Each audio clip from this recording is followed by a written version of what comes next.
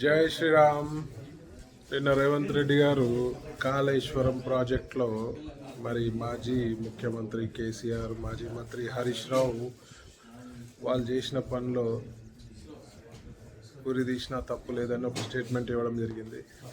మరి నేను రేవంత్ రెడ్డి గారిని అడుగుతున్నా, ఉరి దేశుడి సంగతి తర్వాత చూద్దాం, కానీ ముందు వాళ్ళు కాళేశ్వరంలో ఏమేమి స్కామ్లు చేసిర్రు, మరి కాళేశ్వరం కాకుండా వివిధ మంత్రిత్వ శాఖలలో 150 స్కాములు చేసినారు.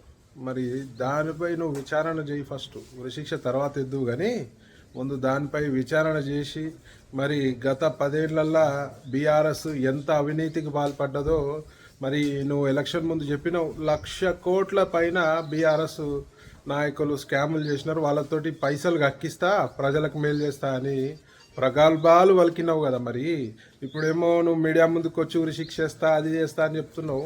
ముందు ఈ స్కాములన్నీ బయటికి తీసి మరి ఆ ప్రజల సొమ్ము మరి దేనికి వాడతావో చెప్పాల్సిందిగా నేను రేవంత్ రెడ్డి గారిని డిమాండ్ చేస్తున్నా.